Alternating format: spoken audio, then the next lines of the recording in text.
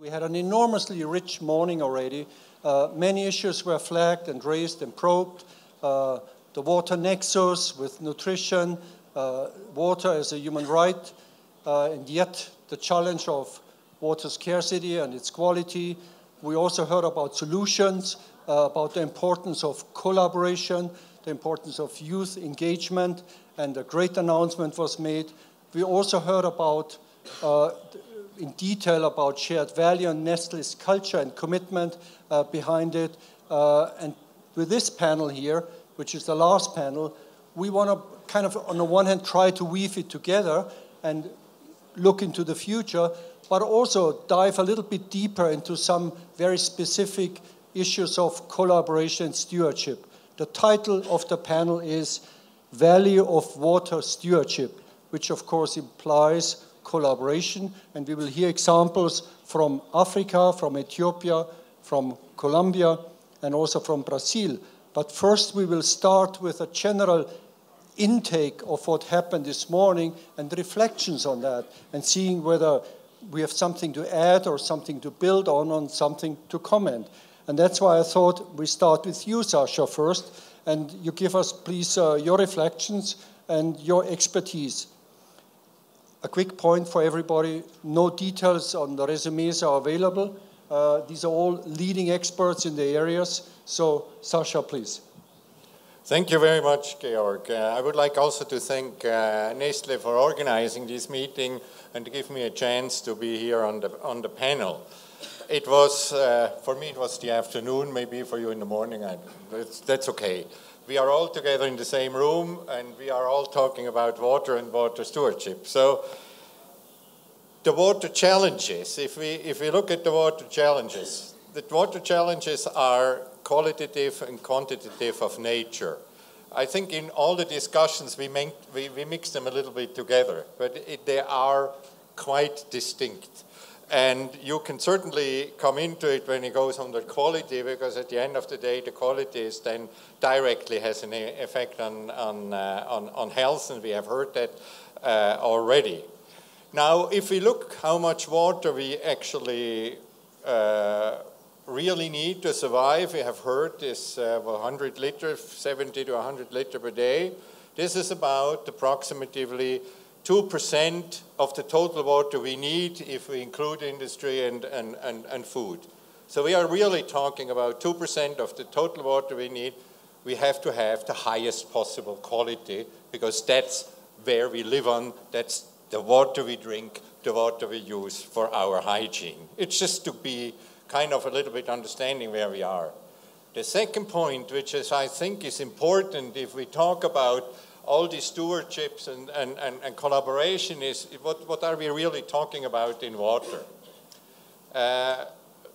We talk about food production, but we talk also about drinking water. So basically what we as water scientists have always split the water into blue water and green water. And basically the blue water is the water which we drink, which is in the rivers, which is in the lake, where everybody understands that's the water. But 2/3 of it, of the total water we use as humans, is actually green water. Green water is the humidity in the soil, unmanageable largely. These are the 70% which produces the food largely of the human population. It's not manageable. We can grow more plants with the same humidity, but we cannot manage the humidity. So that's where it drains. What we can manage is the 1/3 of the water, the liquid water. So I think that's an important differentiation. And then another point which didn't really come up, and I think kind of under the grassroots was in the entire discussion, is water is highly emotional. And this makes the business different. And if you want to find a solution, you have to take care of this emotion. Otherwise, whatever you find out, you can forget about it. How can you find solutions? When you do talk about water issues, you have to be fully transparent and fully inclusive. We have actually heard that from Paul and also from Mark, that from the industry side, if you are not transparent and are not inclusive in the place where you are, your water solutions are of no value. If this is so, it becomes actually simple and clear what the role theoretically would be of the public sector and of the private sector. So the public sector is the sector which makes the regulation, which has to guarantee transparency and inclusiveness. Maybe also a little bit the rough planning in the water sector, in the water infrastructure and what you want to do. The private sector is actually best in technology development, which was a little bit discussed, that actually we have this innovation and so, and in management of it. And the problem is, why do many of the solutions we are actually doing in this collaboration not work? Because we are not keeping to the rules. And what you see when things go wrong, and I have to be frank here, is when a politician don't stick to their rule and start actually to intervene in the management. So we have very clearly these two distinct things, and it sounds all very simple. I know that actually what the public party must do has also something to do with the culture. So it's not the same if you do it in China or you do it in South America. It's not even the same if you do it in northern part of South America or in the southern part of North America. If you go to Switzerland, if you do it in the southern part of Switzerland or the northern part of Switzerland. So these kind of things are highly actually culturally influenced. So, but this is why water solutions have to be found on a local level, because the cultural aspect, together with the emotions, are not a global thing. You have to solve them where you are. Maybe to finish is, if you have read about a year ago, The Economist, where it was kind of the title, "There is no water scarcity, there is only mismanagement." Maybe they may be right. That's what we have heard here. I would say it's misgovernance. It's not so much mismanagement. Because if we see what the public sector has to do, and in one place you have only one public sector. You have in certain countries two different ones, but then then it's anyhow then you don't find a solution. But so you have one public sector, but you have many private sectors in there. So you have a competition on that level, but you do not have it in the public sector.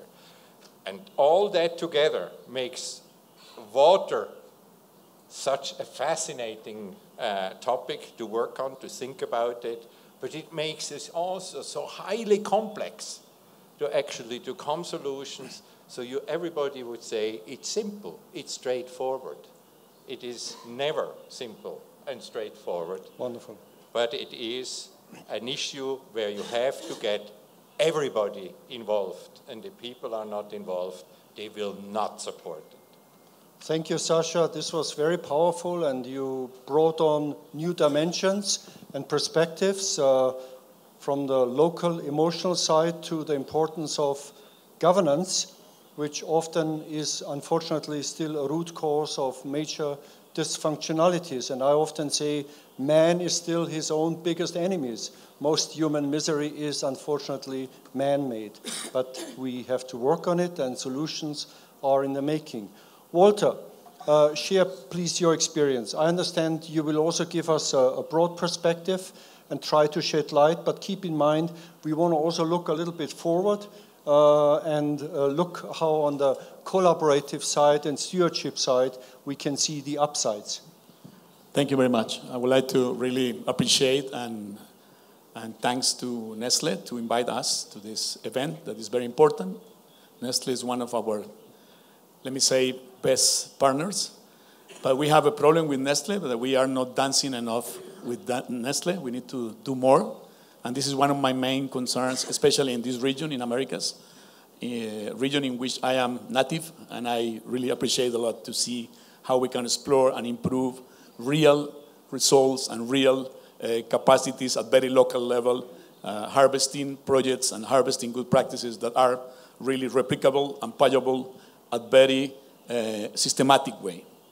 My comments are in very generic way focus on, number one, the participation of the Red Cross here is representing energy and interest and potentials by using volunteers. We are here with the president of Brazilian Red Cross, a young leader of the organization in this region, and many people in the region are working as leaders.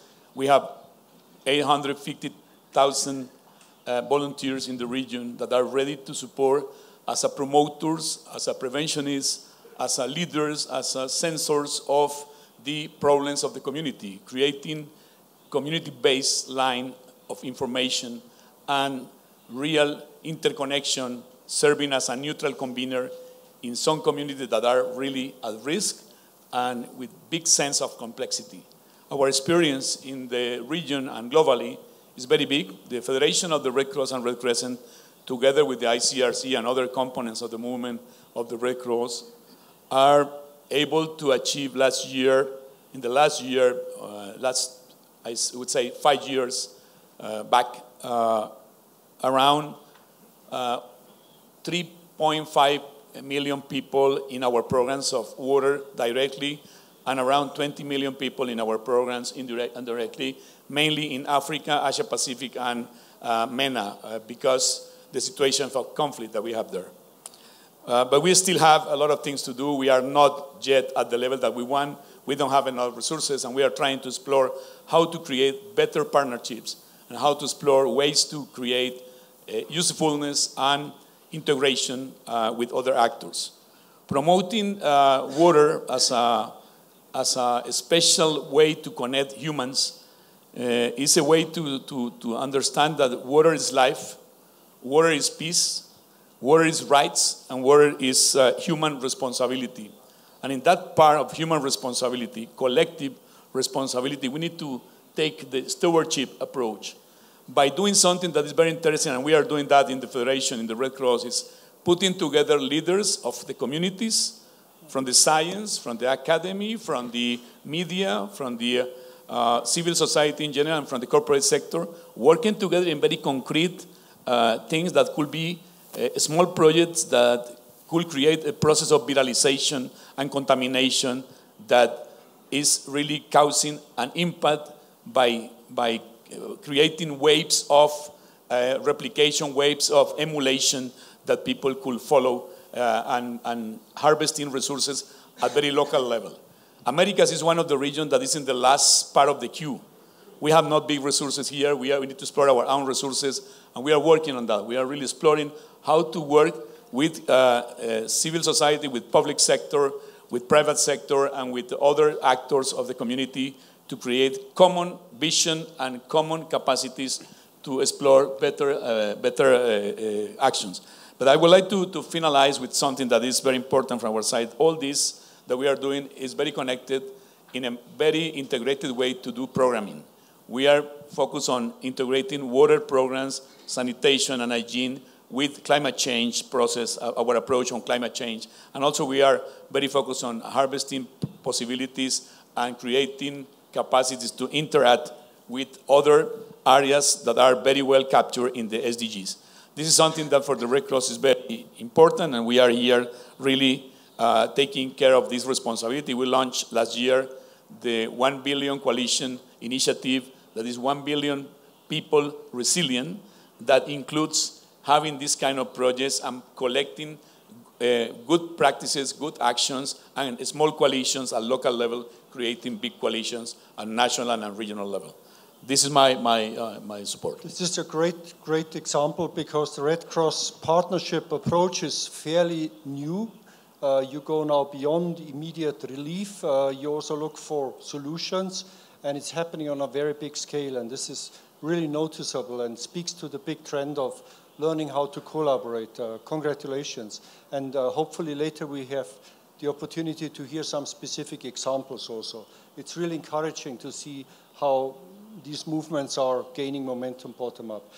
I have to, unfortunately, we are a big panel and we should have some dialogue, so I would like to ask all three of you now to try to be also short and try to stick to 4 minutes. And Marina will tell us about the Brazilian experience, but also maybe from a corporate angle a little bit, having worked with companies for many times.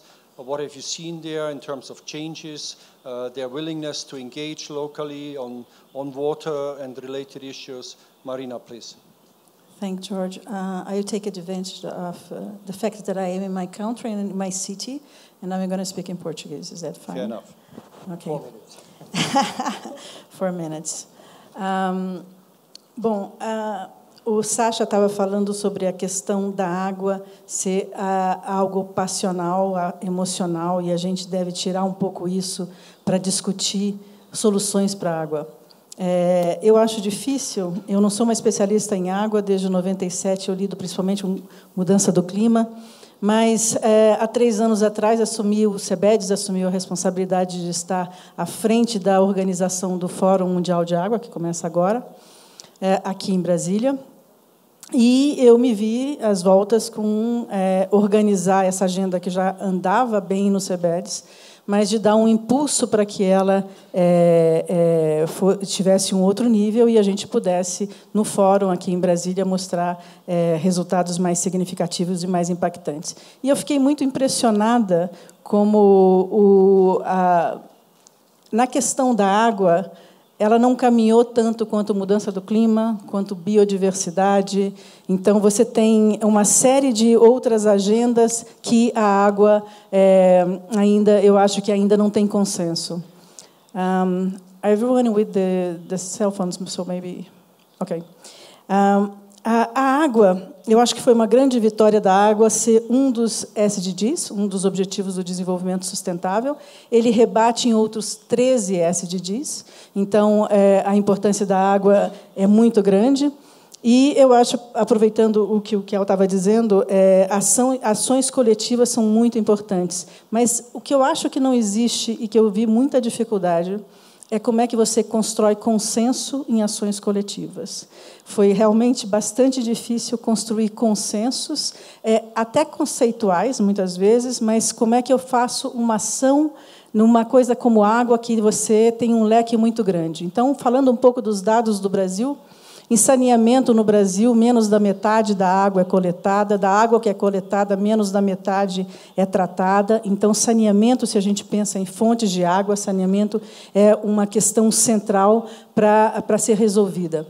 As empresas no Brasil, a gente fez há pouco tempo atrás um trabalho com Trata Brasil, e é difícil para as pessoas perceberem o que isso impacta na produtividade, na educação, na saúde. Então, a gente fez um trabalho que monetizou o que significava isso. Teve um grande alcance, foi primeiras páginas dos jornais. Então, eu acho que esse tipo de trabalho, onde você busca consenso, mas traduz para a linguagem que as pessoas conseguem entender, é fundamental. Então, eu acho que uma das coisas, conseguir consenso em ações.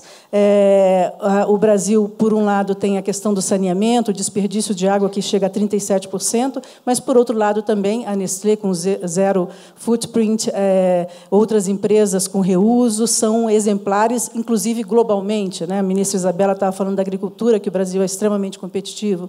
Então, você tem situações de excelentes exemplos e situações extremamente difíceis. Alia-se a isso o fato de que mais de 80% da água no Brasil está na região norte, onde tem poucas pessoas, talvez 15% da população brasileira, e grande parte desse problema, do consumidor, está na região onde está o grande PIB e o grande número de pessoas, 45% da população, está na região que consome mais e que tem só 5% da disponibilidade de água local. Então, são várias desigualdades que, não tenho dúvida nenhuma, que é a gestão da água, que é o nosso tema, que é importante. Então, a primeira coisa é a informação. Falta água? Não, não falta água, né? O que falta é uma gestão adequada da água, uma gestão adequada desse bem. E aí eu volto no que o Sacha falou, eu acho que é uma grande contribuição empresarial se mostrar o que pode ter de gestão E, sobretudo, no nível de bacia, porque as bacias elas já fazem a gente pensar como os anteriores painelistas disseram. Não tem fronteiras, as bacias elas estão olhando os rios, como é que eles se desenvolvem, eles têm que lidar com prefeitura, com a sociedade, com empresas. Então, a gente tem uma estrutura já formada para a discussão que deve acontecer. Está lá, mas falta realmente uma discussão e aprimorar bastante a questão da gestão da água. Thank you, Marina. And we are here in Brazil, and the Water Forum will take place next week. So hopefully this will also give a big stimuli to bring the agenda further up and build on the many efforts already ongoing. We are moving on now, and we will hear two very, very concrete examples of collaboration and partnership from two different parts of the world. First, we move to Colombia. Rodrigo, share please your experience with us. Muchas gracias, voy a hablar en español. A Nestlé y a los organizadores, muchas gracias por la invitación a este importante evento, sobre todo para poder contarles a ustedes y comentarles sobre lo que ha sido la experiencia de este proyecto en Colombia en el sector cafetero, pero desde el punto de vista de los implementadores, sobre todo porque nosotros como implementadores estamos actuando en un sector que es fundamental porque es el generador de agua. La zona cafetera colombiana está ubicada desde el punto de vista altitudinal en una zona estratégica que queda por encima de la gran zona donde está la concentración poblacional y la concentración de actividad económica. Y desde ese punto de vista lo que hemos aprendido es que si nosotros queremos de verdad hacer una gestión integral del recurso hídrico, el primer mensaje es que solo no lo podemos hacer, la acción colectiva es fundamental. De esta manera, gestión inteligente del agua, manos al agua, fue un muy buen ejemplo de lo que es una asociación público-privada, donde el sector público y el sector privado, de la mano de la academia y de la ciencia, lograron proponer un modelo de manejo del territorio con énfasis en la gestión integral del recurso hídrico, pero movilizando las acciones hacia un trabajo colectivo. Definitivamente, si el agua es responsabilidad de todos, no podemos pretender trabajar en el sector rural haciendo énfasis solamente en acciones a nivel de finca. Nosotros lo que llevamos fue un modelo que nos permitió hacer acciones a nivel de finca, pero llevarlos más allá de su frontera y tener una visión desde el punto de vista regional. Si nosotros queremos proponer acciones que de verdad empiecen a transformar el territorio y empiecen a involucrar a las comunidades y a los actores locales, tenemos que proponer un modelo de trabajo que sea muy integral, es decir, que hayan acciones técnico-económicas, ambientales, sociales y de buen gobierno, donde las sociales son fundamentales porque finalmente lo que nosotros tenemos que hacer es trabajar con personas. El verdadero problema no está en el agua, sino en las personas. Y nosotros tenemos que tratar de introducir valores y principios, tanto individuales y colectivos, para que la gente se dé cuenta de que la solución a esa problemática o los desafíos del agua que se están presentando pasan por las manos de ellos. Cuando nosotros abordamos una estrategia integral, tenemos que tener claro que si queremos movilizar hacia la acción colectiva, tenemos que generar unos elementos de conexión y de cohesión. En el proyecto Manos al Agua, nosotros aprendimos que el primer elemento poderoso de conexión y de cohesión que invitaba a la acción colectiva era el concepto del territorio. En este caso, el concepto de territorio, la microcuenca, por ser un territorio lógico, que está plenamente definido por el recurso hídrico, donde el paisaje juega un rol fundamental desde el punto de vista del enfoque que hay que hacer para darle manejo. El segundo elemento poderoso de conexión y de cohesión para motivar a la acción colectiva fue el tema de introducir un elemento vital, y en este caso el elemento vital es el agua, como elemento fundamental de la vida, del desarrollo económico, del bienestar social. Si la gente comprende eso y se da cuenta que si hay una problemática y que en manos de ellos está la posibilidad de abordarlo, puede ser más fácil y es un elemento importante de conexión. El tercer aspecto fundamental fue dar identidad con el proceso. Si la gente se da cuenta de que el proceso al que se está invitando evidentemente le da la posibilidad de generar acciones sin que de por medio esté el interés económico, es decir, una visión de negocio, y que la motivación a la participación comunitaria sea en función de administrar su negocio y de buscar una problemática, posiblemente sí estamos fomentando una actividad que pueda llevar desarrollo desde el punto de vista local. Entonces, la acción colectiva fomentado por una alianza público-privada, en este caso de 7 socios por sí sola, no era posible si eso no generaba una participación comunitaria y no generaba vincular a más actores, una articulación de actores. El gran aprendizaje con Manos al Agua es que gracias al concepto del territorio, al manejo del agua como elemento vital y a la identidad generada, nos permitió promover 29 organizaciones comunitarias de productores que se volcaron a la acción fruto de la motivación, y fuera de eso logramos articular y vincular a 50 organizaciones adicionales que tenían en sí un objetivo en común, porque la problemática o los desafíos del agua están en la agenda de todos los sectores, tanto local, regional, nacional e internacional, y está en la agenda de las diferentes organizaciones. Pero a veces ellos no encuentran el camino para movilizarse a la acción en la zona donde se está generando el agua. Mecanismos como el nuestro, Gestión Inteligente del Agua, Manos al Agua, sí sentó las bases precisamente para que ellos vieran que los recursos que podían invertir, el conocimiento, la capacidad de operación, fuera liderada por una organización que tiene un reconocimiento, una reputación y una capacidad de implementación para poder abordar una problemática directamente en zona. ¿Qué hemos aprendido? El aprendizaje ha sido muy importante. Lo primero es que si usted se concentra en acciones de territorio y los delimita, usted puede monitorear realmente cuál es la transformación que se está dando. Encontramos algo fundamental, es que normalmente cuando llevamos un proyecto, todo el mundo quiere participar en las regiones, es lógico. Pero en este caso la selección de fincas y de productores era un criterio fundamental. Nosotros encontramos que aproximadamente una tercera parte de las fincas estaban en cercanía de los cuerpos de agua, entonces ese era nuestro foco de acción. Hoy hemos encontrado que interviniendo de manera adecuada, con una adecuada adopción tecnológica y fomentando cambios de comportamiento, logran que el 100% del territorio, en este caso las microcuencas, respondan de manera positiva desde el punto de vista de calidad y cantidad de agua. A eso nosotros le estamos llamando la estrategia 25-100, un 25% de fincas intervenidas para un 100% de acción en el territorio gracias a la cercanía a los cuerpos de agua de esas fincas involucradas. El aprendizaje ha sido fundamental. Ahorita el gran reto radica en, siendo un modelo replicable, cómo llevarlo a otras regiones y sobre todo cómo involucrar a las grandes organizaciones para que de cierta manera vean en este modelo de trabajo e intervención en el territorio, donde la acción colectiva es fundamental, que sea un vehículo para que ellos inviertan recursos, inviertan una capacidad de operación para que esto se siga extendiendo en todo el sector rural, pues en este caso en el colombiano. It's a great story, and you brought up some really important fundamental design elements. Water itself apparently was the emotional trigger and the organizing principle for mobilizing communities, but it took a concerted effort. How did you win over the communities? Was it an economic argument? Did the coffee growers experience drought, or was it more a rational consideration that in the long run we need the supply certainty? How did you make the case with water to the communities? What was the winning argument?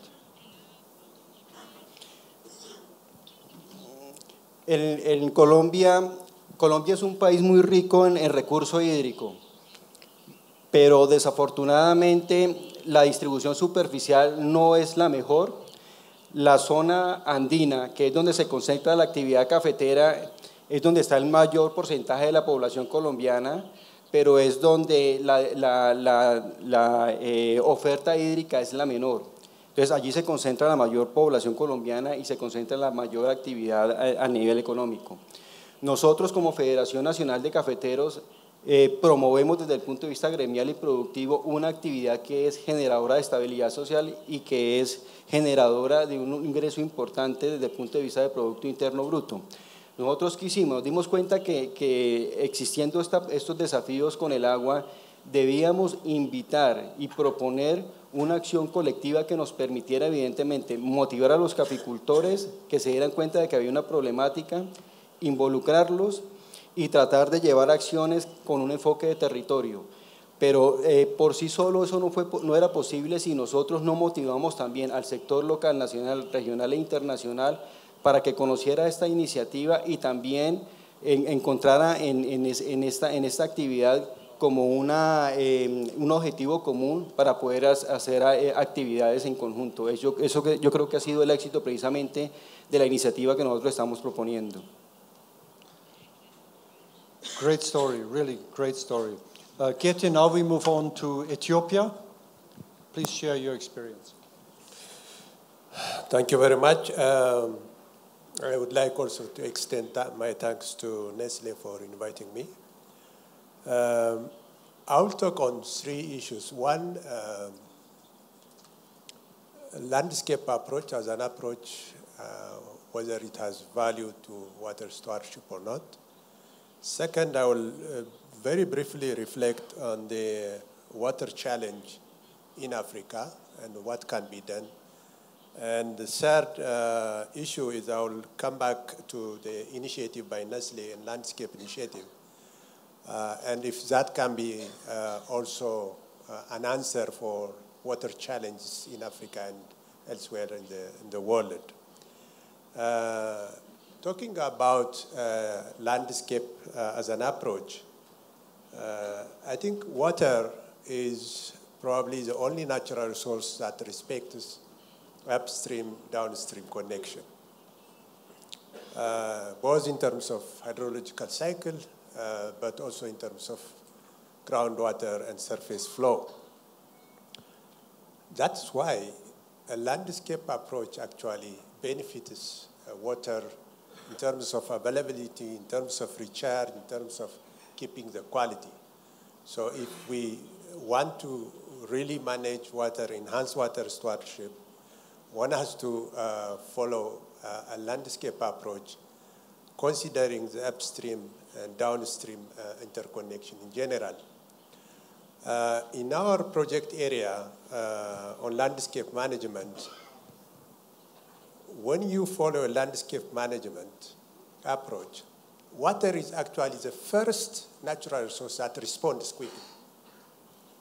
The quality improved, the amount, the volume of flow improved, the groundwater recharge improved. And that also enhances, again, economic activity, improved livelihood. So this landscape approach, if you follow it with proper planning approach, actually enhances water stewardship, water availability in general. I think when we talk about landscape approach, we should not be, I think, confused with only environmental approach. I think it actually follows the socio-cultural issues, the economic issues, and the environmental issues, and always environmental sustainability, environmental qualities on the core. Coming back to the African context in terms of water, you know, Africa, part of Africa has limited physical access, both ground and even in terms of river. But a major part of Africa, I would say even the whole Africa, has economic water scarcity. Access to safe water to communities in many ways is very limited. Right now, up to 40% of African population has no access to safe water in many years. About 40 billion hours has been spent in sub-Saharan Africa by girls and boys and women in search of water. And that could have been invested for other productive assets in general. And then you can ask why this is happening. Is it because of lack of access in terms of water? No. In many African countries who has huge water resource, still access is a major challenge. So this is partly linked to poverty, poor and weak institutions, infrastructures, and even land degradation and unsustainable land use system.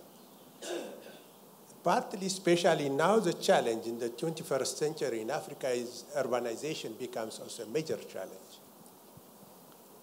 One, I think in Africa now, the African urbanization is about 4.5%. And if I may take the case of Ethiopia, is 5.4%. And if you see the whole water consumption, the efficiency, the infrastructure, and if you see the whole issue of water management and an institution, it's quite a challenge. And Africa actually needs an integrated landscape management to address this water challenge in general. If I may come at the last, the Nestlé initiative in Ethiopia, when Nestlé started a small company, they come up with water stewardship and collaboration with my center. And the first thing we want to do is, before you jump into a water stewardship project, to say, let's understand the ecosystem in general. Oh. And we make a very detailed social, economic, and biophysical study.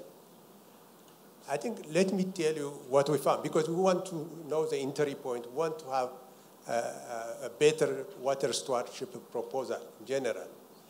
What we found is extremely interesting. We found that the urban center is expanding on a wetland area which has to be protected in many ways, both for the community, but also even for the company water supply system in general, for the bottling.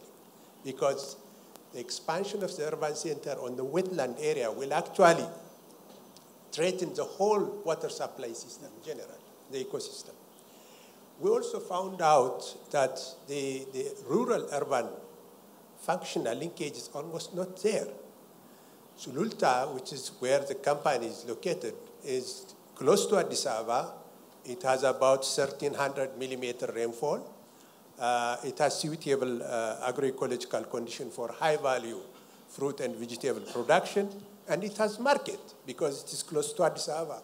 But we found out in our study, 70% of the vegetable production for that small town comes actually to Addis Ababa, from Addis Ababa, instead of the other way around. The other way around. I think to cut it short, based on this study, we are just finalized preparing the landscape management plan. And I think we need to make sure that we establish an ecosystem, city system where the wetlands, recharge areas are protected. We want to also reverse the value chain. Instead of from Addis to Sululta, from Sululta to Addis. And that way we can improve livelihood, and at the same time we can also increase water stewardship in general. Wonderful. The landscaping partnership is between the university, local authorities, and Nestlé. Is that correct? And, yes. And when did it start? How long ago? No, it starts a year ago. Nestlé is financing, especially the study, the scientific study part. We are undertaking the participatory study, the scientific investigation, and the communities and local authorities are involved. And we conducted a number of forums with even private sector, community representatives, and the government. There is a big initiative, and we hope this, if this model is implemented properly, it will be a showcase for Africa. And it's a very, very interesting project, a very interesting partnership.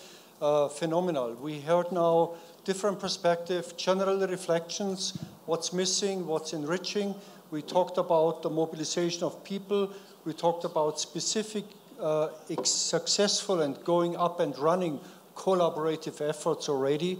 I think one common denominator has always been is the purpose-driven approach, but there was always a clear business case for farmers, for long-term production. Beyond that, when you were asked now, from your perspective, very quickly, going around, very quickly, in your domain where you're working, if you had kind of a wish on how to accelerate the good impact you want to accomplish, would you be able to say that in 2 sentences? In other words, where do you see the biggest barriers and how would you like to overcome them? How would you like to move forward to have an even bigger impact in the work you're doing? Could you frame this in 1 or 2 sentences? It's challenging. I know. You talked about emotions and shifting awareness and maybe implicitly about lifestyles or general awareness. You talked about 1 billion people you want to touch, and this is a really big number. And if you can unlock that, this would be a game changer, obviously. Yeah? So it's not out of reach. You talked about enormous potential and inequalities and challenges in Brazil. You talked about a successful collective project already up and running, motivated with a clear business case. And here comes a great, great partnership in the making in Africa. So we have different perspectives, different industries, but very similar intentions. So I want to challenge you, 1 or 2 sentences, looking forward, how can you actually accelerate and move much faster? And then we want to open it up for the floor. I won't be able to make it in 2 sentences, but I try to be quickly. Eu acho que a primeira questão é ter o diagnóstico certo. Tem uma linguagem para os jovens, e eu acho que isso ficou bem claro em todos os painéis aí que nos antecederam. Tem uma linguagem para os jovens e tem uma linguagem para os que estão em condição de poder hoje, de decisão. Eu diria que esses que estão em condição de poder sequer fazem a relação, e eu posso dizer que 90% deles, se não mais, fazem a relação entre mudança de clima e água, quando a água é a maior consequência da mudança de clima. Então, eu acho que tem uma linguagem para eles, para discutir isso. Quanto aos jovens, eu acho que, e vocês estão fazendo isso aqui, a Nestlé está fazendo isso, mas os jovens já não têm essa questão, é diferente. Eles têm outras questões de inclusão, por exemplo, de como ser incluídos nessa discussão, e tem formas de estar fazendo isso. Mas eu acho que não dá para ser um pacote só para fazer isso, principalmente quando a gente está falando com água. E no Brasil, eu acho que é importante fazer o nexus entre água, alimento e energia. Quando a gente teve a crise de São Paulo, a crise no Sudeste, em 2014, 2015, hoje a gente está tendo uma crise de racionamento aqui em Brasília, subiu 35% a energia elétrica, a conta de energia elétrica. Então, nos momentos de crise, é claro ver esse nexus, mas nos momentos que não estamos em crise, esses nexus não são claros. Eu diria que essa é uma questão. E, resumindo, eu acho que a gente está fazendo isso, né? Não só o CBEDS que está capitaneando, mas é junto com esforços de várias empresas e a ajuda da Karen, co-chair, que eu não sei se está por aqui, a minha co-chair no grupo de sustentabilidade, que foi uma carta de compromisso, porque eu acho que precisa de se agir e não apenas de ficar conversando e falar de boas intenções. Existem muitos ótimos exemplos, mas como é que vocês fazem, como é que se faz eles terem impacto? Então, a gente está fazendo uma carta de compromisso, isso vai ser citado no nível político do fórum, e, depois disso, a gente vai fazer uma plataforma onde pode buscar sinergias entre as ações empresariais e chamar, né, mais startups, etc., para soluções de problemas concretos e desenvolver algumas coisas que a gente não tem desenvolvidos hoje como indicadores. Thank you. So, mobilization, awareness creation, and linking the issues together. Who wants to be next? I tried to do it in a very short period of time, and you said it's a wish. Yeah. So it has nothing to do with reality, but a wish. It should be. Okay, very simple. I would wish that we finally take our destiny in our hands and stop to blame the others. Great. It's great. We live in a new era. Man is in charge, right? And women, of course. Yes.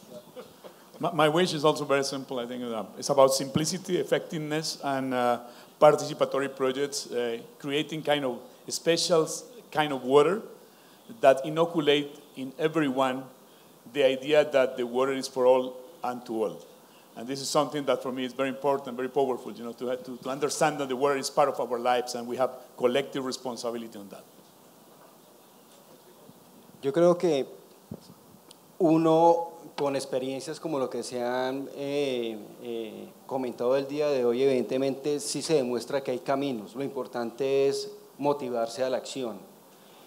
El gran reto radica en cómo involucrar a los diferentes sectores. Yo creo que cuando encontramos una problemática en un sector que es común, porque de allí es donde se puede proveer agua a las poblaciones, a las fábricas, a las diferentes empresas, a un sector productivo importante, a un sector económico importante, y si evidentemente ven las ventajas de hacer inversión en esos territorios que están aguas arriba de las zonas de concentración urbana, ellos podrían perfectamente empezar a invertir sus recursos, compensar o de cierta manera fomentarse el establecimiento de pagos por servicios ambientales.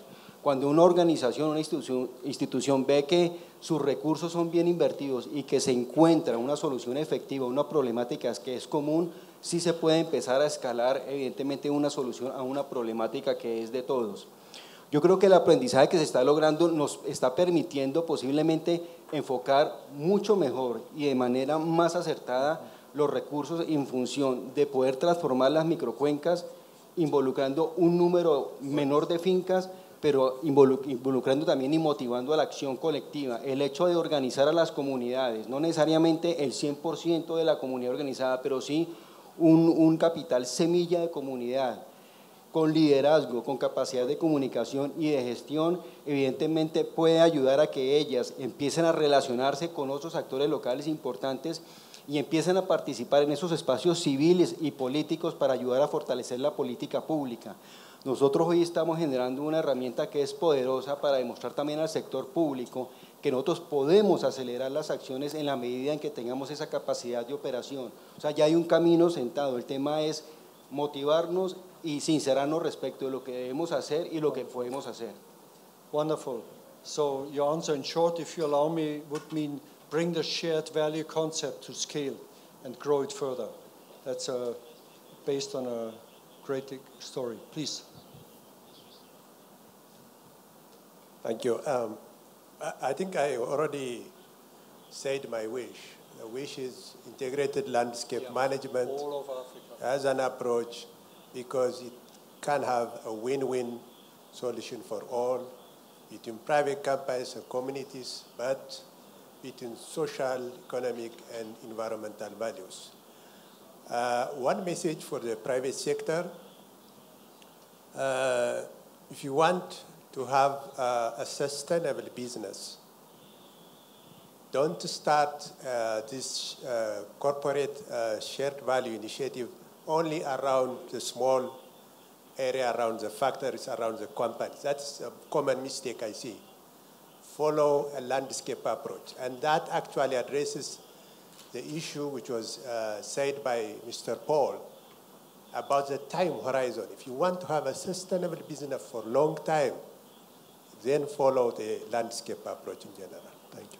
No, thank you very much, and I have to apologize to the organizers. It was just not possible to have a panel with 5 panelists and an interaction with the audience. My sincere apologies, but we try to bring out different perspectives from different industries, general observations with very concrete examples. And I believe you really delivered fully, because what you offered is solutions. You made the business case for stewardship. You also showed successfully ways forward, how we can mobilize, how we can build on successful models. So I think you really have given us a lot of great food for thought. And unfortunately, time is running out.